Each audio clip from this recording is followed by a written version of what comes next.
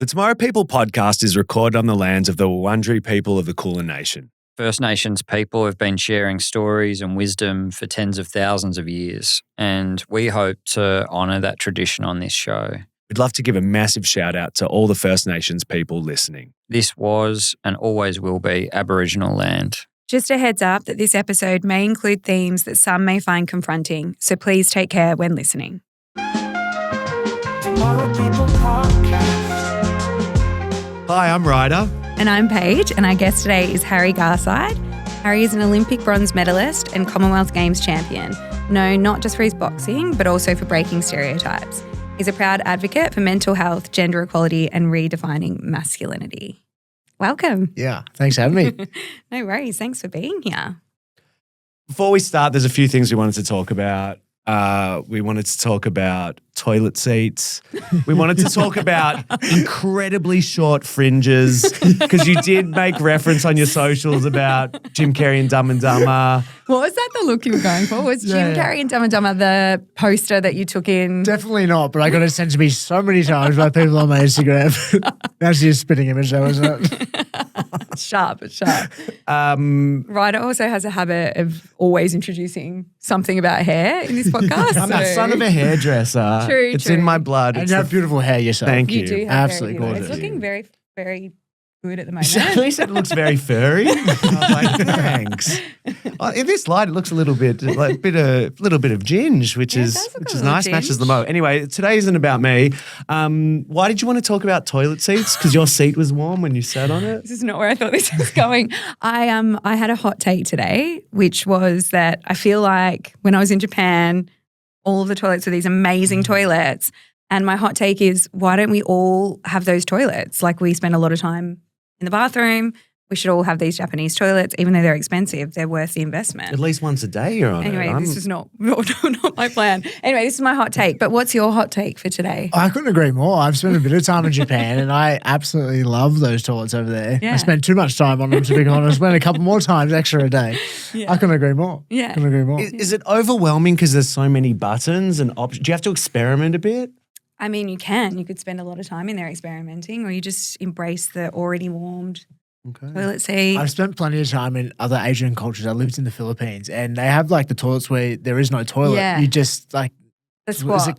squat down. Yeah. So gnarly. It is Just gnarly. so different how people do it around the world. I Like it's know. such a cool thing. Yeah, I mean, having a Japanese toilet is very privileged, obviously, but Yeah, I'm just yeah. like, we should all have a Japanese toilet. Mm. Hot take for today. I still have some more random stuff. Dude, like dancing.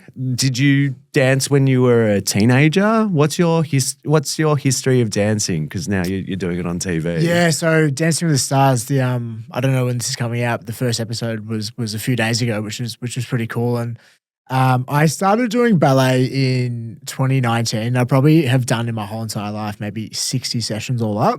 The first probably 2 years I bumped out about 20, was going quite regularly in seasonals. Obviously boxing takes for me full priority, but it was to get the opportunity to do Dancing with the Stars, you get paid to learn how to dance. Like, I'm the luckiest guy on earth. I had the best time doing it as well. It was really hard to watch it on TV. It's like cringy as, I loved watching everyone else, but watching yourself, you're like, oh my God. But like the process of it was so much fun. Like, and since then I've done a few Latin classes just to sort of maintain the skills. You get taught by a professional for like 2 months, So it's like a language. If you don't do it, then you'll probably forget. It looks hard. It looks so hard. Hell yeah. Have you missed doing it so regularly? Yeah, I have, but I think I was getting these hectic performance anxiety. So I competed at the Olympics last year, had a really poor performance, walked away from sport pretty much the back end of 2024. And then this was filmed February 2025. And I was having this hectic performance anxiety. And I don't know if it was because of the Olympics or it's because I was dancing. But it actually made me want to get back into boxing because I think that's where I feel confident. And I feel like I lost my confidence. So then it's really nice to sort of direct me back away from dancing back to what I feel like I know a bit better. Yeah. What does performance anxiety look like for you? Oh, just the hectic thoughts that are uncontrollable. I think you get it in boxing, but there's something beautiful for me anyway. Like I'm in full control of my two fists. You know, I think dancing, it's like there's a variable of one, you've got a partner, but then also I don't know how to dance. There's a variable of that. So it's like remembering the steps, you know, the anxiety of like, Jesus, like this is full on. But at least with boxing, as I said, there's a little bit of control in the sense of like I'm in full control of my two fists and I can fight my way out of something or try to anyway. And I think I don't feel that same with dancing. Yeah. Maybe if I was better, then you could dance your way out of something. But I didn't feel that. What was dancing to you when you were a teenager? Like 15? I was obsessed with like High School Musical, Center Stage. So High School Musical was by far my favorite movies. Oh, Center Stage, Such a iconic. cool movie, so iconic. Iconic. Like Bring It On. Just stuff where like they constantly were moving their body. And I remember my brothers, they would always come in. I would watch High School Musical like once a week, you know, and they'd always come in and bully me, but then sit down next to me. I'm like, you guys doing? Yeah, like captivated by Troy Bolton. But like I was always obsessed. And I actually think when I look back at, for those who don't know High School Musical, I highly recommend go watch it. But there's a jock who's, you know, got this softer side who loves to perform and, you know, he's conflicted around, do I stay this jock or do I? And I actually felt that myself. So that's why I think I really enjoyed High School Musical. So I was always like really interested in dance, but coming from a place where out of east and suburbs in Melbourne, a dad who's super masculine, two brothers who are really blokey on the outside, I think to say that I wanted to dance just seemed so fearful. So I never really like explored it, you know, until I was an adult and can make my own choices. Mine was the opposite. My old man in high school made me quit footy to do a musical. He's like, do you want to be an actor or do you want to be a footballer? And I'm like, an actor, Dad. He's like, then stop playing footy. Oh, wow. Anyway, let's get Like, says that a breaks lot. my heart. It's so funny though, isn't it, that it's so much about life. It's kind of like you can't, I mean, we were having this conversation earlier. It's like you can't be two things. Like you can either be that or that, that there's kind of this constant like push-pull rather than like what you're saying, which is like actually bringing the two things together. I've been thinking around recently, like, how many of us actually know ourselves, you know, or are we just the accumulation of what we think other people want us to be, you know? And I've often wondered that with myself. Like, I got really good at being a young age, like being a chameleon. Like, I could enter a room and sort of be what that room I felt wanted from me. So it's like, am I ever actually living authentically to who I am? Yeah. Have I actually got a being, or is it a blank canvas that I've created because I'm conscious of what everyone else seemingly wants, you know? Yeah. So I don't know. I don't know what the question is. Like, do we have someone we're destined to be before we're born, or is it just a cocktail of our experiences that shape us? Like, Yeah. He's going to love the first question then. With this one? Yeah. Okay. I'm like, am I asking the right one? No, I think it's a great, like it's the existential question, isn't it? And it's interesting like in the work that we do, because a lot of the work that we do is about, you know, saying to people like to find your authentic self. Like what does that even mean? Because you're right, like what comes first? What the world tells you or what you think you should be? Or like, you know, it's so layered. I've always like, there's like, is it Beethoven who could just play? Is it Beethoven? Or it's someone who could just play, you know? And there's a few people like in history where they're just like, they got photographic memories or they've just exceptional beings and they like he's never saw like a musical thing, but he could just understand it, right? And I think maybe that leans me more towards that people have someone they're destined to be. But I don't know. Like I wish I knew the answer to it, but I've always been quite obsessed with like, if everyone's going left, I want to go right. Yeah. And so then I often wonder, am I living authentically or am I just doing what everyone's not doing? Yeah, just pushing up against. Yeah, because I don't like to be controlled. Yeah. You know, if that's why I like dark humor. I've always kind of liked to like, don't tell me what I can and can't think about. I can think about what I want. And you know, I know my heart's relatively good. It's not perfect, but like, I know that I don't be a dickhead to many people.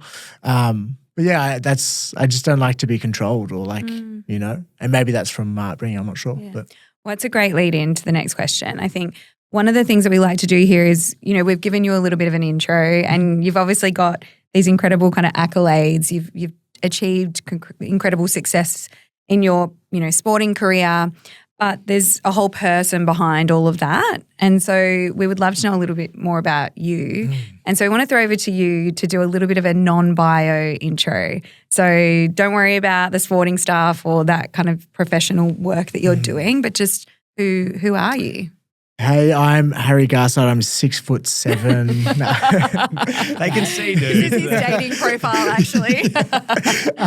No, I actually saw something on Instagram recently. It was around, and I sent it to. I've got a partner at the moment. I sent it to my partner, and it was around like trying to describe yourself without what you do. And I actually did it. I actually did it quite recently. But I am a deeply curious human who thinks about way too much, way too often, and I care about many things. I'm passionate about a few things. I find joy in so many simple things. I have a really good community around me. It has got smaller the closer I get to 30, but the people in there are really solid and true. Yeah, that's probably the best way to describe myself. I think I'm super competitive. I love playing. I'm very childlike, but then also as well feel that I love to feel emotions as much as I possibly can, because I think that's what separates us from robots, which will probably take over eventually. Mic drop. I'm curious, how do you find joy in all the simple moments? We actually spoke about it before the podcast, but I do think that life is just happening, and it's up to us what we want to see, There's so much misery going on in the world, but then there is also so much beauty, and it's like maybe this is just like a super privileged mindset of like, I choose not to look at that because it's not in front of me. But it's also like, I don't know if humans are hardwired to know, what's going on in the Middle East right now, or like even like as bad as even as close to home as like, say there's a flood up in Queensland. Like I saw something recently and I kind of connect with this like around, if you genuinely feel sad about the world, like look out at your community, like your community that you can see. Yeah. Is there something you want to fix? Yeah. Fix that. Fix it. Yeah, I agree. Yeah. And it's like, and I really like that. It's like, I think the way our brains, I think, are probably wired is more so in these smaller communities and these little ecosystems, these echo chambers where we do know the postman or these smaller communities. And yes, that's not what the world has, but I don't know, I have so much goodness in my life and I just choose to look at that like as much as I possibly can. As I said, it's a privileged mindset because it's not in front of my face, but also I have argued this with myself because I feel guilty sometimes that maybe I'm just privileged. But then also like, if I was to just feel so sad and miserable and, like, oh, look at the world, it's so shit, like, am I doing a disservice to the people who would die to be in my position? They would die to have an opportunity that I've been given. So I just try and make the most of it as much as I can. Yeah. Thank you for that. So beautiful. And it's a big reason we wanted you on the show and why we see you as a tomorrow person, that curiosity. You just also, you can't be boxed in. I just feel like, you constantly surprise the world and surprise us. And the thing that I think makes you most a tomorrow man or a tomorrow person is your accountability. Like you are so transparent about your flaws and your areas of growth. And that's one thing we think is so important for men, young men, to really understand, that we're human beings and we make mistakes and we can learn from them and grow. And I just think you're an embodiment of that. I wrote something actually, I think it was over the last 24 hours, but it was in my notes. A boy who cannot take accountability for his actions or reaction to things will never become a man. Yeah. And I connect with that. Yeah. I think there was many times where life would suck or I would be in a shit situation and I would point fingers at others rather than owning what role I took in that, And I think over probably the last 4 years, I think I've just owned a lot more about myself, and I wouldn't say accepted, but owned it. And then, okay, I can see it. Now it's up to me to change it if I feel like it needs changing. Yeah. And it's bloody hard work, and you work hard in so many different ways, not just physically. I feel like we're pretty warmed up, but I'm still curious to know how we'll go with this. We run an activity in some of our workshops called the How Are You activity. I'm going to ask you, how are you? And we're going to give you 90 seconds to answer that uninterrupted. Take your time. I'll cut you off even when we hit 90 seconds because there's a little bit to cover. But are you okay if I ask you that question? Of course. Beautiful. All right, I'll get my little timer. Harry, how are you? I feel coming before the podcast, I felt quite tired. I feel like I've been on the move recently. So then in that, I think I lost my stability and routine, which I think sometimes is quite nice. I haven't been prioritizing my sleep, haven't been sleeping that well even when I have been asleep. And just really conscious that, I'm sort of potentially putting boxing on the back burner. And I think it's really nice to sort of just be consumed with the goal. It's such a great distraction, because like we're on a spinning rock in the middle of nowhere, just making it up, right? And it's nice to just be chipping away at something and, that lasts for me 15 years for my Olympic dream, but then now it's like sort of shorter bursts of fight prep. So I feel I'm just excited to get back to Sydney tomorrow and get a routine back. And, I know what works for me and what looks after me. And I just feel like I haven't been prioritizing that. And I'm not sort of dirty on myself about it. I'm just sort of understanding that it's something that I need to focus on. Yeah, because I think I'm noticing that my mind is becoming very quick and it's easier for it to be negative, especially when I haven't been sleeping that well. Yeah, my mind's always very quick, but it's been extra quick right now. And I think that plays into bad food, not training as regularly, no routine, bad sleep. But it's up to me to make changes. 90 seconds. Boom. Oh, nice wrap. Thank you for sharing all of that. Do you often give yourself the space to answer a question like that rather than, I'm good? I do to myself all the time. I'm really grateful. Like the Reach Foundation changed most of our lives, right? We're fucking lucky. But I ask myself like a few times a day, like, how actually am I? And it's more of an internal thing. I'm not speaking out loud or else I'd look a bit, but I don't know. I don't think I probably would answer it properly to someone, that often. Just also conscious that, people are going through their own stuff, Yeah. And I for me, like I remember we did an event last night around like asking for help. And I think absolutely there's times where I could get better at asking for help. But there's also for me, like, it's probably counterintuitive to the whole work you guys do, but like there's some real power, I think, in like understanding that, we do have a lot of resources ourselves and there is that ownership and accountability of like putting the pieces together in your life yourself and coming to a place of like niceness. You did that product, So yeah, I think I sort of am this like one-man army a lot of the time, but I've got a beautiful community around me. Then when things are really tough, like 2023 was a shit year, terrible year, and I leaned on those people because I needed to, right? But I think for the most part, like life is gets a little bit deep, gets a little bit sad, I can sort of deal with that myself. Any deeper, I feel like I need help. Yeah. I think there's like independence where people are just like soldiering on and just trying to force their way through a situation. But I think the difference with you is you're constantly learning. Yeah. You have resources, internal resources, which I think makes independence a lot more healthier than just like pushing people away. And so it's nice to hear your interpretation of that. Yeah, I wonder with like loneliness, it sounds like we talk about it a fair bit in our society. Like we've never been more connected, but never seemed so lonely. Like I've wondered recently around like, I feel like 100 years ago, it seems like there was a lot more places for men especially to go and connect that didn't revolve like sport or drinking or substance. Yeah.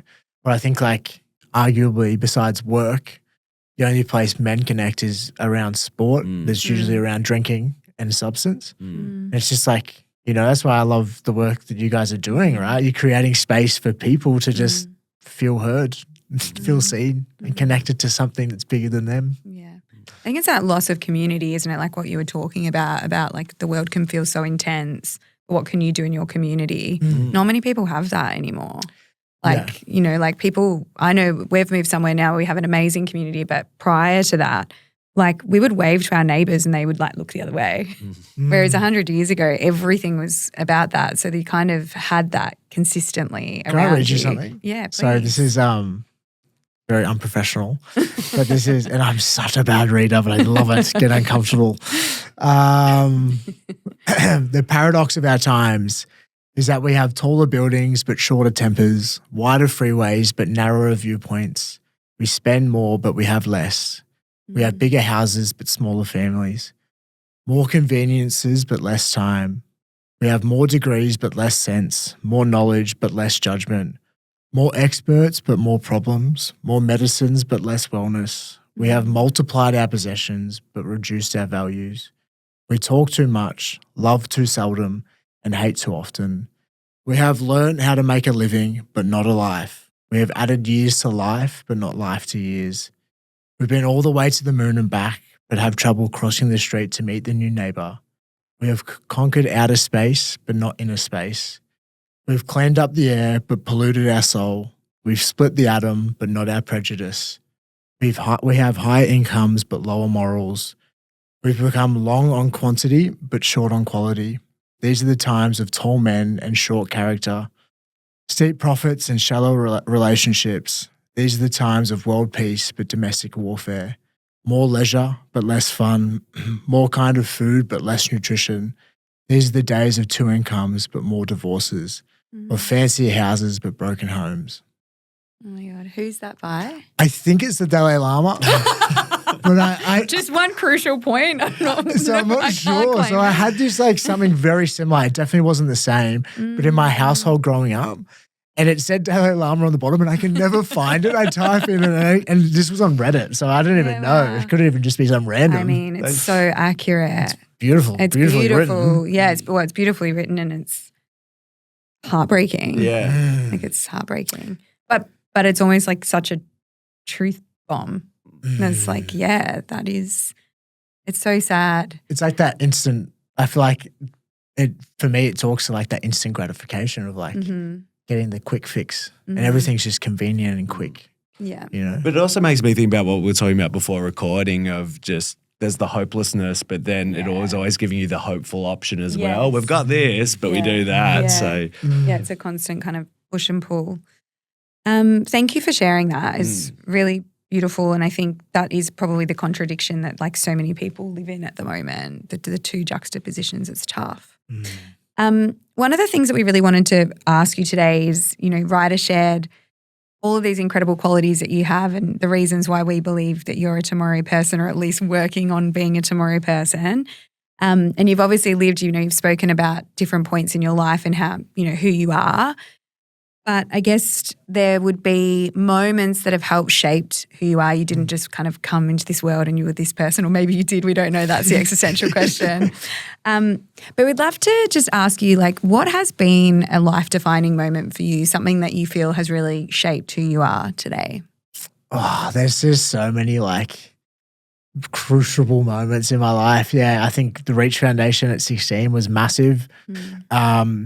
I always think about, this is going off topic, but I always think about like there would be some people who would view my media profile and like the man that I'm becoming, and like go like he's a fraud, because I was a dickhead sometimes in school, I wasn't like a really nice guy sometimes to some people, and I feel like shame and guilt. Like I wish I had a better memory because like that's how even worse. You feel a bit of shame and guilt that I can't fully remember who I was a dickhead to, But I'd love to apologize if they're listening to this. Like, we remember things so vividly from our childhood. Like I can remember when a teacher degraded me or made me feel shit, and I'm sure I probably did that to some people. So Reach Foundation 16 was a massive point where I think I was given a platform to delve inside myself and not feel judged about what came out. But then also you add that with listening to other people's stories and realize the world's very complex, which is nice.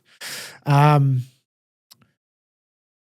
moment. I think 2020 was like a real turning point in my trajectory towards boxing. I overdosed on drugs in 2020, COVID lockdown. I think 2020 overall for everyone was a shit year.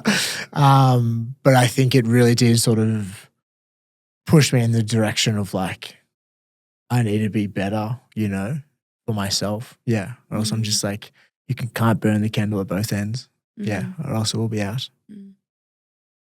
Can you tell us like what an overdose is like? Like, where were you? It's actually the worst thing was in front of my mum. And I don't remember a thing. Yeah, I don't. But I just remember waking up and just seeing my mum's face, and yeah, I knew something was wrong. But yeah, like I actually failed to make the Tokyo Olympics, which I had success at a year later.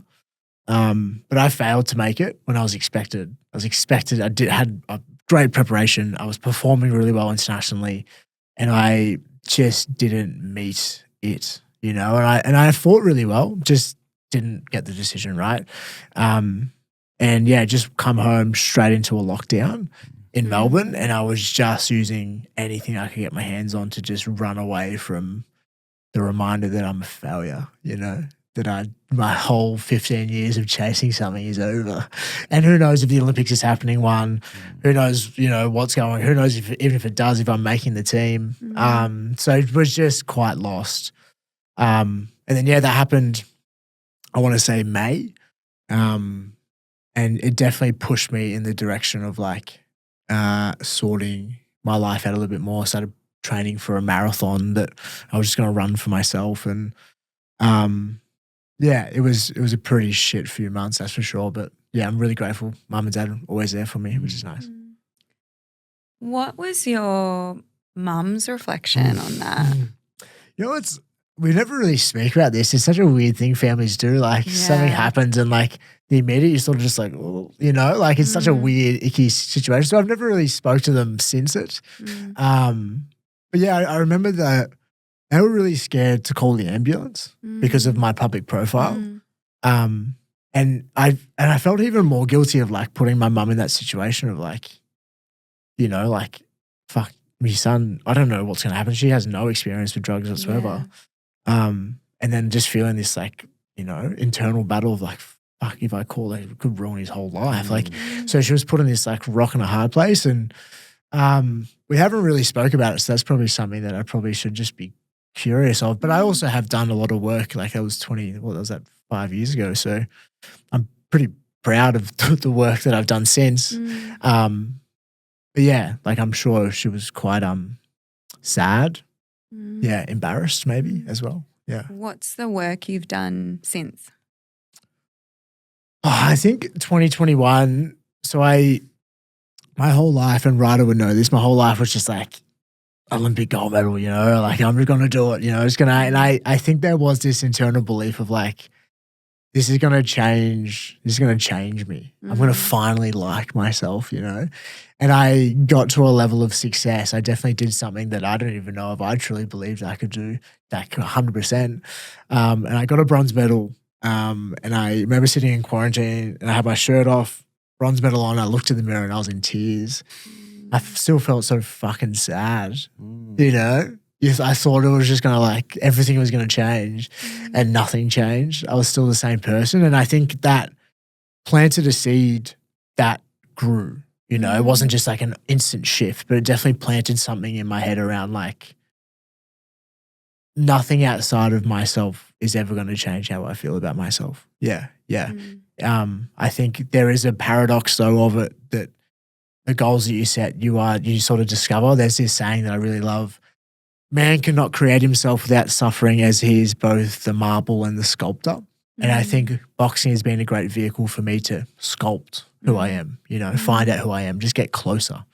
But also as well, just understanding that the accumulation of a new house or $1 billion or a gold medal isn't actually going to change your values or who you are, or if anything, I think probably might take away or subtract your values of the man you want to be. Yeah. This might be a tough question, but can you think of experiences in life that have given you the feeling you hoped the bronze medal would give you? And they might be some of the smaller things you were kind of talking about before, of where you find joy. Yeah, it's just such a good question. I feel like I'm quite an extremist. I'm quite an emotional guy too. So I kind of like the roller coaster of being the happiest guy in the room and then, you know, kind of not wanting to go out of my house. Like I enjoy that roller coaster a little bit. And I find joy in such simple things. But I think we're social creatures. So I think for me, it's like just feeling connected to like a group or being in love with someone or, you know, being at, I remember this at the Tokyo Olympics, my first Olympic Games, dreamt of this. And I remember sitting on my balcony, it was in Japan, beautiful weather, and I could just hear people singing, whether that be African nations or whether that be the Pacific Islands, because they sing and they do these beautiful dances, and I could just hear it. And I was like, this is what humans can create when we put our minds together in something positive. And it was so nice to experience. And I felt so, I don't know, just there. Yeah, I was there. It was really nice. Yeah, so moments like that, yeah. But I think love is a big one, connection. Yeah. Just being connected with people, especially on like a goal or having like a bit of meaning towards something that you're all working together collectively, you know, I think that helps. Yeah. Hard to know, right? But yeah. Yeah, it makes sense because I guess people on the outside seeing you, you seem most lit up when, you're around people, which, makes it's weird. I'm introverted sense. though. I know I am. Like this gives me so much substance. Like I will walk away from this like so energetic. But like a crowd like last night, so we did a talk like last night, the surface level chat at the start, I went and sat in the toilets for like 10, 15 minutes because like it eats me. It like eats me. Not and I understand that it's actually necessary sometimes. Like talking to a random bloke, you're not just going to go, hey mate, like fucking this is going on in my life. Like you understand that you probably got to have those little delicate conversations, the surface level ones. But I struggle in big crowds unless we're talking about something that's genuinely meaningful for me anyway. Yeah. How have you managed to find those relationships in your life that give you that, like that energy and meaning? I was really lucky that I moved into state. So I moved following my heart 2021. And I think there's something really nice when you like leave the place you grew up and you sort of, so I was at an age, I think I was 23, 24. So I'm at an age where I'm a little bit more of an understanding about who I am and, you know, I'm getting an understanding anyway. And I think I become friends with people based on values rather than based on location, you know. A lot of my high school mates love them with all my heart and I would do anything for them, right? But it's like if I met them now, I probably wouldn't be mates with half of them, right? Like, so I'm really grateful that I had that opportunity to move. And as I said, my community up in Sydney is super active and good to be around. And so, yeah, that definitely helps a lot. Yeah, but I don't think everyone's, you know, provided that luxury of moving into state. But, yeah, I think it is up to us. Like the onus is we can absolutely have sympathy and empathy for people, but the onus is always on us if we want different in our life. Yeah, I do think that. Maybe that's the athlete mindset. What would you like, you know, because I think we've kind of touched on it. Like obviously you're kind of a dichotomy for like the man, Great right? word choice, sorry. Just in that, like you spoke about, you're this like young guy who loved High School Musical, but obviously, you know, you've got these like stereotypical, very masculine traits about you. But you've kind of found this middle ground for yourself where you're like, you're seeking out these relationships that are meaningful. For people that are listening that feel that same thing, that they're like, I'm not either or, but I haven't found my people yet. Like what is like some steps that you would say, here's some easy ways to find those relationships? Or not easy, meeting new people and finding those relationships are never easy.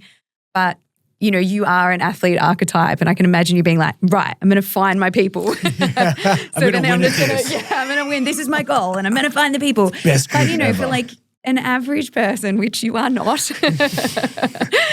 like what's just like a step? Like how do you create or find new friendships and people that maybe connect more with who you are potentially, and particularly if you've kind of grown up in an environment where maybe you felt a little bit different and like what would you recommend? I think it does, it comes to like putting yourself in an uncomfortable situation. Like it would come from a level of like curiosity of trying to understand what you like, you know, find those little things that you like. I like reading books. Okay. Like look up book clubs in your area, right? Like, so then there's the uncomfortable nature of going to something for the first time that you know no one and they've got this little group, right? And they're connected. There's like a little clique and then you've got to try and blend in, right? So then I think there's that. But I had this experience when I was like sort of delving into myself a lot more, and I felt like you sort of naturally move away from the people that you've known or known that version of you. And naturally, if you want something different, you sort of move into a different direction. Yeah. And I felt quite lonely. There's like this little period, and I think it's quite a fair few people have spoke about this. Like I think it's quite a common thing. There's like a lonely period where it's like, do I just go back? You know, like at least I'll have people like they accepted me before. They'll probably accept me again. But I did find that like once you get through that the universe for me anyway just started attracting people that accepted me for the new version that I was showing or portraying to the world. And I think there is like a level of attraction, you know. We are just energy fields, you know. That's quite spiritual, but we are just like atoms piled upon atoms. And if we are attracted to certain things, I think we gravitate that towards us. So I did find that. But there was a period where I was like, oh, fuck. Like maybe I've made the wrong decision. Should I just go back? It's just so much Be easier. that guy, Right? Yeah. I don't know if that's the same for everyone, but I did find that. Yeah. I think that would be a universal thing for sure. When you're kind of changing and maybe the people you're growing with aren't growing with you. I mean, all the books write that, right? There's going to be that period of time where it will feel lonely. And you're also questioning like, am I making the right decision?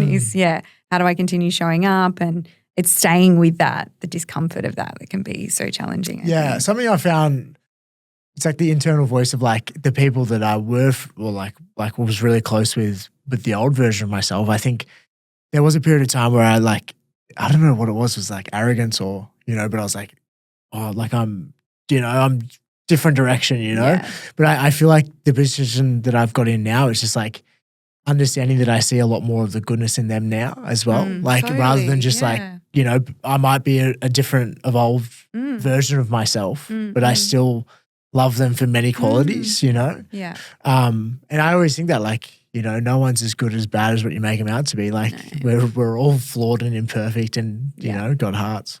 Yeah, totally. As we moved towards the end of the convo, who comes to mind for you as a tomorrow person, like people in your life? Like you've mentioned a few, you've mentioned your parents, you've mentioned some mates, but who comes to mind for someone you're connected to that's a tomorrow person? It's such a weird response, but I feel like this is the same for everyone. There's these digital characters that we see on our phones, right? What? It is like these people we listen to on podcasts or these we don't even know what them. What are you talking about? What cartoon are you? I don't have digital done people. that update. Right, we need the new ChatGPT with the digital people. What are you talking about? But for me anyway, like I don't know, as maybe it's the athlete mindset, but there is many people in my life that absolutely, as in like present people in my life that I will like take qualities from and learn from and evolve from for sure.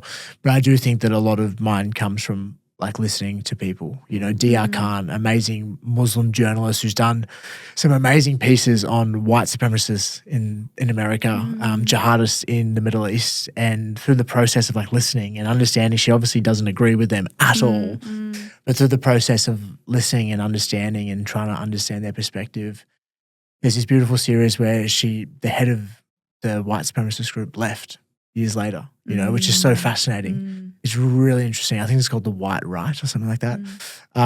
She's like really cool. Esther Perel, who we spoke about before, Gabor Mate, like these are people that I really like to listen to and I like their brains. And we are lucky, like in the sense of like we've been given this technology.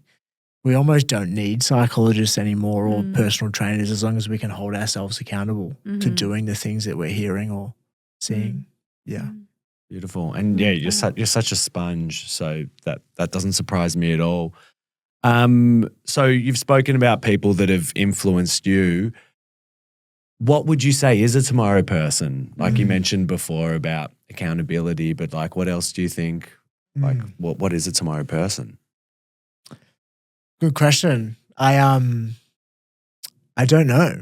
Yeah, I don't know. I think the world's in this beautiful, is it juxtaposition? Is that like this crossroads right now of like, what way are we going? Are we going in the way of our implode? You know, it seems we're getting more and more divided and further away from what it means to be an animal. Yeah.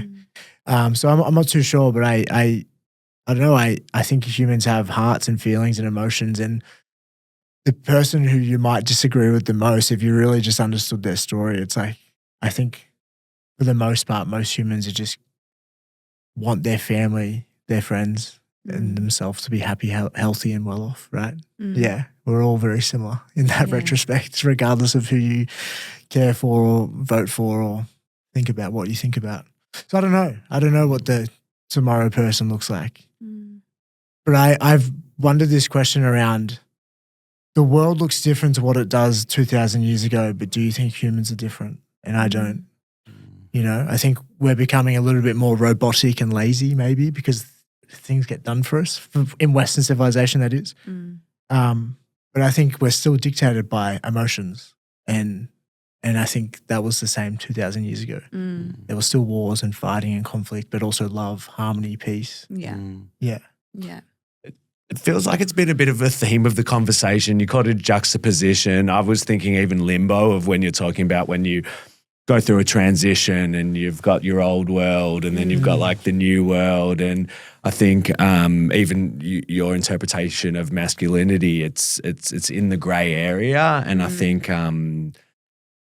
it's a scary but special place to be, of not one thing or the other. And it's just amazing, just seeing you navigate that space. I've wondered around, like, is it the narcissistic nature of humans to go like, we're in the most wild time ever, you know? It's like, imagine, 1000%. it's like, is it like we think we're in the craziest time ever, but it's just like, I don't know, maybe back in the 50s when they saw a radio for the first time or a TV, like, whoa, this is gnarly. Like, I don't know, like, and it's hard to know. This could actually be the ugliest time ever, but like, or the best time. Like, I don't know. I don't know.